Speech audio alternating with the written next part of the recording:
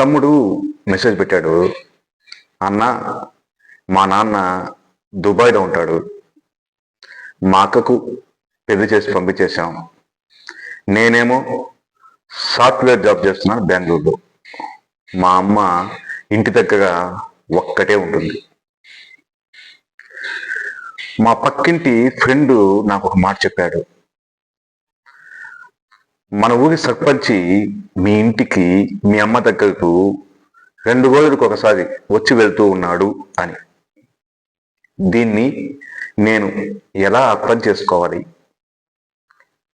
మా అమ్మని ఎలా అడగాలి, మా అమ్మ అడిగితే బాధపడుతుందా, ఎలా అనేసి మెసేజ్ చేశాడు.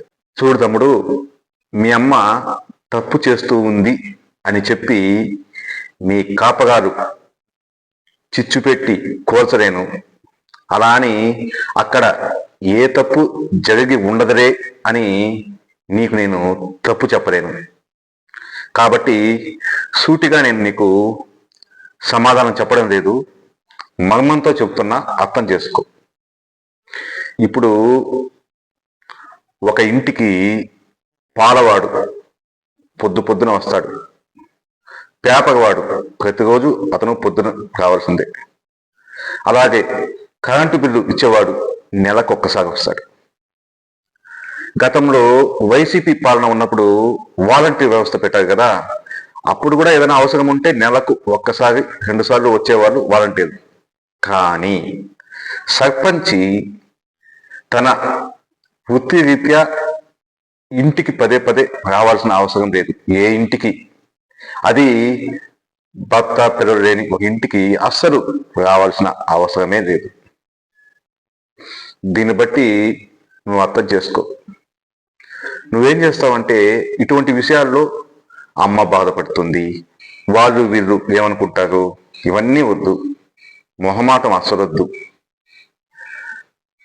ఏమాత్రం కోప్పడకుండా, ఆవేశపడకుండా ప్రశాంతంగా మీ అమ్మను కూర్చుని పెట్టుకుని, అమ్మా నీ గురించి అక్కన పక్కన ఈ విధంగా చెప్తున్నారు,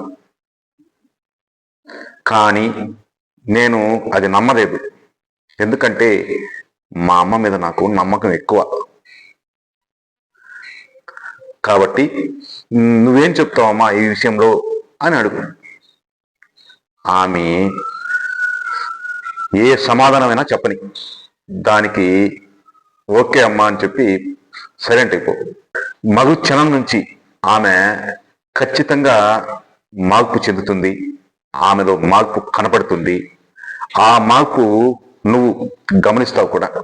ఇప్పుడు ఈ తమ్ముడు చెప్పినట్టు చాలా చోట్ల భర్త పిల్లలు దూరంగా ఉంటున్న ఒంటరి మహిళ పరిస్థితులు బట్టి తప్పటడుగు వేసే అవకాశాలు ఎక్కువగా ఉన్నాయి. వాళ్లకు నేను చెప్పేది ఏమంటే, చూడమ్మా, మీ భర్త విషయం అలా పక్కన పెట్టండి, మీరు చేస్తున్న తప్పు మీ పిల్లలకు తెలిస్తే ఆ లేత మనసులు ఎంత గాయపడతాయో ఒక్కసారి ఆలోచించండి.